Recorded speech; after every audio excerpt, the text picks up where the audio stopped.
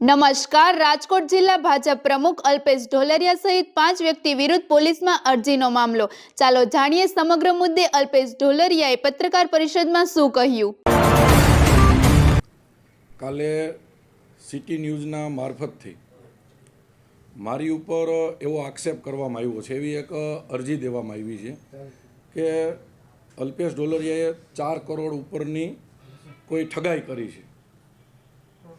હું તમને આ આખી ઘટના પહેલાં તો તમને એ ક્લિયર કરું કે જી ભાઈ અરજી કરી છે એ કોણ છે, ક્યાંના છે, કેવી રીતે છે એ મને ખબર નથી। બીજું જી એને આક્ષેપ કર્યો છે કે ક્રિપ્ટો, હવે ક્રિપ્ટો કેવા કલરનું હોય શું હોય એ મને ખબર નથી। ન્યૂઝના માધ્યમથી મને જાણવા મળ્યું કે તમારી ઉપર આવી આક્ષેપ થયો છે। આ ઘટના આખી એવી રીતે હતી કે લગભગ 1.5-2 મહિના પહેલાં મને વડતાલ મંદિરના મહંત નવતમ સ્વામીનો મને ફોન આવ્યો કે અલ્પેશભાઈ એક મુંબઈનો હરિભક્તનો દીકરો છે અને એને કંઈક રાજકોટમાં પ્રશ્ન બન્યો છે, તો તમને મોકલું, તમે મદદ કરજો ને। એટલે મેં એને કીધું કે આજ હું હાજર નથી, એને કહો કાલ તમે મોકલો તો હું એને મળીશ। પછી મેં એને ફોન કર્યો કે હું સવારથી બપોર સુધી ગોંડલ માર્કેટિંગ યાર્ડે આવીશ, બપોરથી સાંજ સુધીમાં આવો તો તમે રાજકોટ કાલિયાલી મારી મિટિંગ હોય હું ત્યાં આવીશ। પહેલાં એ 11 વાગે પહોંચવાના હતા, પછી પહોંચ્યા લગભગ 3 વાગે 4 વાગે। એટલે મેં એને પાછો ફોન કર્યો કે તમે ગોંડલ ધક્કો ન ખાતા, તમે રાજકોટ અહીંયા રાજકોટ આવજો, કારણ કે બધું રસ્તાનું કામ ચાલુ છે, તમારે હેરાન ન થવું। અત્યારે જ માનો પ્રેસ કોન્ફરન્સ ગોંડલ બોલાવવાની હતી, પણ આટલા બધા પત્રકાર મિત્રો હેરાન ન થઈને મારા અહીં મિટિંગ હતી એટલે મેં આ પ્રેસ કોન્ફરન્સ અહીંયા બોલાવી। મારી મિટિંગ હતી ને તમારે બધાના રસ્તાનું કામ ચાલુ છે, ત્યાં ધક્કો નહીં। તો એ ભાઈ મને મળ્યા, એને વાત કરી કે અલ્પેશભાઈ અમારી આરે રાજકોટમાં આવી ઘટના બની છે। એટલે મેં કીધું તમે કોણ હતું કયો? એટલે એને નામ આપ્યું કે ભાઈ મારી દર્પણ બારસિયા કરીને છોકરો છે। મેં એનો કોન્ટેક્ટ કર્યો તો એ છોકરાએ મને એવું કીધું કે અલ્પેશભાઈ મારે એની પાસેથી 2 કરોડ તો લેવાના છે। એટલે મેં તરત સ્વામીજીને ફોન કર્યો, મેં સ્વામીજી મને તો આમાં મગજ નથી હાલતું, આ ભાઈ કે 4 કરોડ લેવાના છે, આ ભાઈ કે 2 કરોડ લેવાના છે, તો તમે જરાક તપાસ તો કરો કે આ મેટર શું છે। એ છોકરાઓ લગભગ મારી પાસે ઓછામાં ઓછા અડધો-પોણો કલાક અહીંયા બેઠા અને આવી રીતે ગયા। તે પછી નથી મેં કોઈને ફોન કર્યો, નથી એ છોકરા મળ્યા, મેટર શું છે, ક્યાં કોણ મળ્યા, હું કોઈને ઓળખતો નથી। વાત મળી તરત જ આજે મેં પણ પોલીસ ફરિયાદમાં અરજી કરી દીધી છે, હમણાં તમને કોપી આપી છે। મેં પોલીસ સમક્ષ નિવેદન આપ્યું છે કે જો આ કોઈ ઘટનાની અંદર અલ્પેશ ઢોલરિયા 100%માં 2-5% નહીં, કદાચ 1% વાય ગુનેગાર થાય ને, 1% વાય તોય મને સજા થવી જોઈએ। આનું આટલા બધા મિત્રોની, પ્રેસ મીડિયાના મિત્રોની સાક્ષીએ કહું છું કે આની અંદર જો મારો 1% વાની 1 પોઈન્ટવા રોલ આવે ને, 1 પોઈન્ટવા મારો રોલ આવે ને, તો હું પાર્ટીના હોદ્દેદાર તરીકે નહીં પણ હું જિલ્લામાં ક્યારેય પ્રવેશ નહીં કરું। 100% પોલિટિકલી હું ડેમેજ થાવ એના માટેના ફરિયાદ છે। અને મને દુઃખ એનું નથી કે અલ્પેશ ઢોલરિયા ઉપર આક્ષેપ થયો, એનું મને દુઃખ નથી। દુઃખ એના માટે છે કે મારી પાછળ મારી પાર્ટીનું નામ આવે છે, ભારતીય જનતા પાર્ટી મારી માં છે, અને હોદ્દેદાર ઉપર બેઠા બેઠા મારી ઉપર આવા આક્ષેપો થયા છે, એનું મને દુઃખ છે। અને એના માટે મેં પાર્ટીમાં કીધું છે, અત્યારે મેં ડીસીપી સાહેબને કીધું છે, સીપી સાહેબને કીધું છે કે તમે સચોટ સાહેબ તપાસ કરાવો। આ વ્યક્તિ કોણ છે એ બી હું જાણતો નથી। મારા 2 મોબાઈલ નંબર આપ્યા છે, મારા એકાઉન્ટ આપ્યા છે, કે મારા નંબરમાં ક્યારેય કોઈ હિરપરાભાઈએ ફરિયાદ કરી છે એની અરે કોલમાં વાત થઈ હોય, અમે ક્યાંય મળ્યા હોય તો મારી તમામ પ્રકારની જવાબદારી છે। કોઈને હું ઓળખતો નથી, ઓનલી ફોર મને બદનામ કરવા માટેના પ્રયત્ન છે।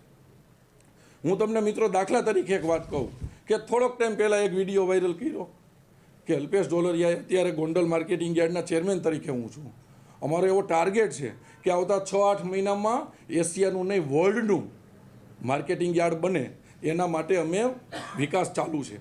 દાખલા તરીકે આ વખતે આપણે 6 મહિના વરસાદ આવ્યો તો એ વરસાદમાં ખેડૂતોનો માલ ન પલરે, એટલે હું એવું એપીએમસી બનાવવા જઈ રહ્યો છું કે ગમે ત્યારે વરસાદ આવે આપણા ખેડૂતોનો માલ પલરે નહીં। તો વિકાસના કામ ચાલુ છે. તો એવો વિડીયો બનાવીને મૂક્યો કે અલ્પેશ ઢોલરિયાએ એપીએમસીમાં 100 કરોડની લોન લીધી અને લોન વાપરી નાખી.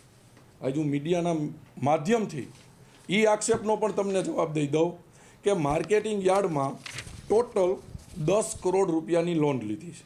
અને લોન શું કામ લીધી છે? જેટલા વિકાસના કામો છે, દાખલા તરીકે અમે 1.5 વર્ષમાં 101 કરોડના વિકાસના કામ કરશું અને 100 કરોડ રૂપિયા ઉપર 25% કેન્દ્ર સરકારની સબસિડી મળે અને લોન લીધી હોય તો જ સબસિડી મળે. પણ એ 10 કરોડની લોન લીધી છે એમાંથી અમે ટોટલ 3 કરોડ રૂપિયા વાપર્યા છે. પણ અત્યારે માર્કેટિંગ યાર્ડ પાસે 7 કરોડની તો બેલેન્સ પડી છે. તો આમાં 100 કરોડની લોન ક્યાં આવી? તો એવો વિડીયો બનાવ્યો. કેવી વાત તમારી ઉપર નાખે કે એક જગ્યાએ માર્કેટિંગ યાર્ડમાં કોઈ જગ્યાએ ગયા હશે ત્યાં 3600 કિલોનો કોથળો થતો હોય છે, એવો વિડીયો બનાવ્યો.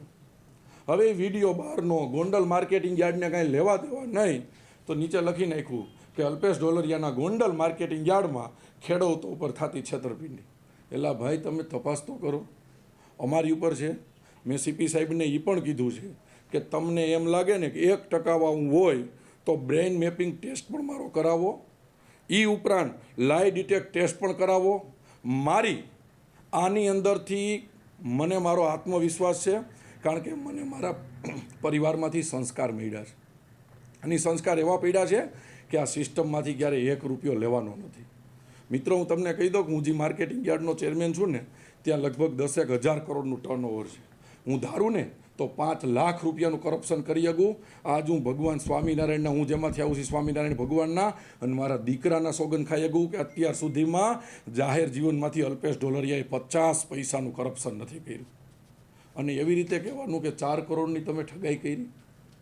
મને વિશ્વાસ છે પોલીસ તંત્ર ઉપર.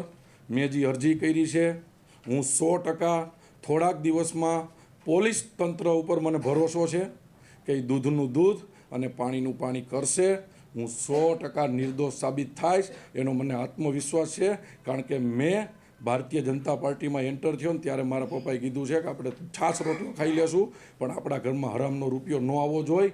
એ હું આજે તમારી સામે બેઠો છે ત્યાં સુધી મારા દીકરાના સોગંદ ખાઈને કહી શકું કે મેં કોઈ દી 50 પૈસા ક્યાંયથી લીધા નથી.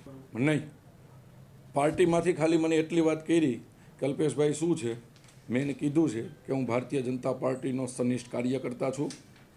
તમે ખાલી કમિશનર સાહેબને કે ગૃહ વિભાગને એટલું કહેવરાવી દો કે તપાસ સચોટ કરે. હું એમ નથી કહેતો કે મારી ઉપર બચાવવાનો પ્રયત્ન કરે. હું તમને અત્યારે બી કહું છું કે 5%, 7% નહીં, 1% વાકે 1 પોઈન્ટમાં જો હું ગુનેગાર હોય ને તોય મને સજા મળવી જોઈએ. કારણ કે હું ભારતીય જનતા પાર્ટીનો કાર્યકર્તા છું. મારો મને ડર નથી, મારી પાર્ટી ડેમેજ ન થાય ને એનો મને ડર છે. પોલિટિકલી તમારી ઉપર આ થઈ રહ્યું છે તો ખરેખર વિરોધી પાર્ટીના લોકો છે કે અંદરના જ કોઈ લોકો છે? ભાઈ, આમ તો અમને વિપક્ષ ઉપર જ શંકા હોય અને એ જ નીકળશે. પણ છતાંય કોણ હોય અત્યારે મને ખબર નથી. પણ જે રીતે પોલીસ ઉપર મને ભરોસો છે એ તપાસ કરશે, સત્ય બહાર આવશે એનો મને ભરોસો છે. એ ઉપરાંત તમને કહી દઉં, મેં પોલીસ ફરિયાદ કરી છે અને 10 કરોડ રૂપિયાનો માનહાનિનો મેં દાવો કર્યો છે. 10 કરોડ રૂપિયાનો માનહાનિનો દાવો કર્યો છે. એડવોકેટ શિવલાલ ભંડેરી, નિરંજન ભંડેરી અને એડવોકેટ કુલદીપસિંહ જાડેજા સાથે મળી અને 10 કરોડ રૂપિયાનો કાલ દાવો પણ દાખલ થઈ જશે કે ભાઈ તમને આ કેવી રીતે માહિતી મળી અને જો હું ગુનેગાર હોય તો મને સજા મળવી જોઈએ. કોની ઉપર દાવો કર્યો છે? જી ભાઈ, હિરપરાભાઈએ આ કર્યું છે એની ઉપર મેં દાવો કર્યો છે. આ દર્પણ બારસિયા છે એમને તમે અગાઉ ક્યારે મળ્યા હોય અથવા તો ઓળખતા હોય એવું કંઈ ખરું? દર્પણ બારસિયા લગભગ 4-5 વર્ષ પહેલાં, એટલે જ્યારે હું જિલ્લા ભાજપ પ્રમુખ નહોતો એ પહેલાં યુવા મોરચાના કારોબારીનો સદસ્ય હતો, એટલે હું એને ઓળખું છું. એ સિવાય મારે એની હારે જેને કહેવાય કોઈ ધંધોનો રિલેશન હોય, કોઈ બિઝનેસ હોય, આવું મારે કોઈ નથી. હા, હું ઓળખું છું પણ કેવી રીતે કે આની પહેલાંની ટર્મમાં એ કારોબારીનો સદસ્ય હતો. અત્યારે નથી પણ ત્યારે હતો. એવી એને તો એવો દાવો કર્યો છે, ફરિયાદ આપી છે મુજબ કે અલ્પેશભાઈ અમારા પાર્ટનર છે. 1% નહીં. દાખલા તરીકે અલ્પેશભાઈના પાર્ટનર હોય તો મારા બિઝનેસોમાં ક્યાંક એનો સામેલ હોય. હું એને ધંધાની વાતમાં આજ સુધી કોઈ દી મળ્યો પણ નથી કે ભાઈ બેહીને અમે ધંધાની ચર્ચા કરી હોય. અચ્છા, મળ્યા હોય કેવી રીતે, કોઈ પ્રસંગોપાત મળ્યા હોય તો હાઈ હેલો થાય આવી રીતે. એ સિવાય મારે 1% એની એ બિઝનેસ રિલેશન નથી. રિલેશનની વાત અલગ છે, સામે બેહીને બિઝનેસની ચર્ચા પણ કરી નથી. અલ્પેશભાઈ, વાત એવી આવે છે ફરિયાદીને સીએમ સુધી ભાજપના જ કોઈ નેતાઓ પણ લઈ ગયા હોવાની વાત છે. એટલે વિરોધમાં છે કે પાર્ટીમાંથી જ કોઈ ઇફેક્ટ શું છે તમારે? ભાઈ એ વાતને કાંઈ હું જાણતો નથી. હું એટલી જ વાતને જાણું છું કે કાલ સિટી ન્યૂઝમાં ચાલુ થયું, ત્યાંથી બધા મીડિયામાં આવ્યું.